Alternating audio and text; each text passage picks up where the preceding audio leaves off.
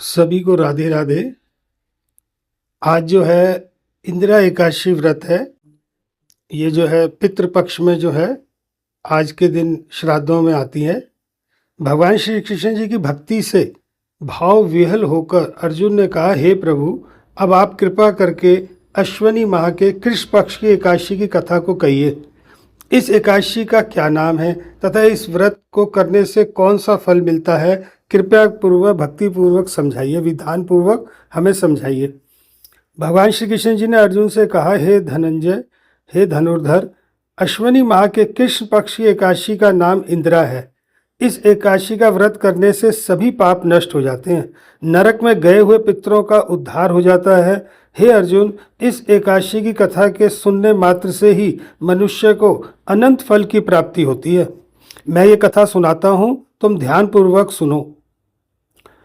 सतयुग में महिषामती नाम की नगरी में इंद्रसेन नाम का एक प्रतापी राजा राज्य करता था। वह पुत्र पौत्र धन धान्य आदि से पूर्ण था।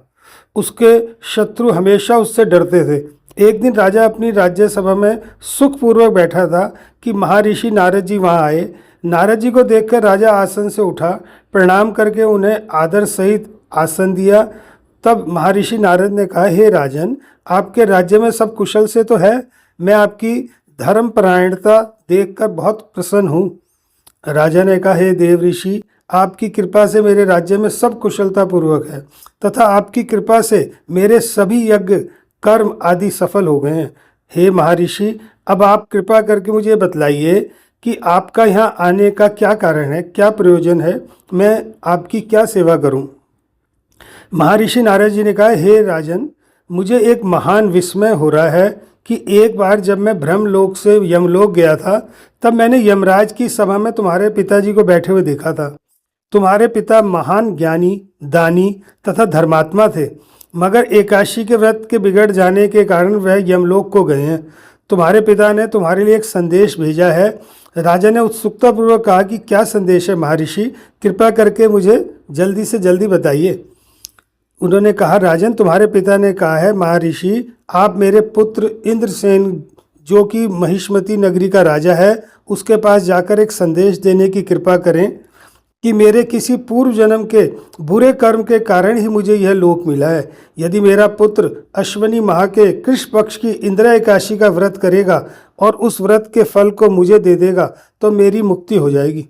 मैं भी इस लोक से छूटकर स्वर्ग लोक में वास करूंगा। इंद्रसेन को अपने पिता के यमलोक में पड़े होने की बात सुनकर बहुत दुख हुआ और उसने नारद जी से कहा, हे नारद जी, यह तो बड़े दुख का समाचार है कि मेरे पिता यमलोक में पड़े हैं। मैं उनकी मुक्ति का उपाय अवश्य करूंगा। आप मुझे इंदिरा एकादशी के व्रत का विधान पूरा बताइए। तब ऋषि जी ने कहा कि आज के दिन सालेग्राम जी की पूजन भी होता है और इनके ऊपर जो है तुलसा दल जो है उनको पधारते हैं। भोजन का कुछ हिस्सा गाय को अवश्य देना चाहिए आज के दिन।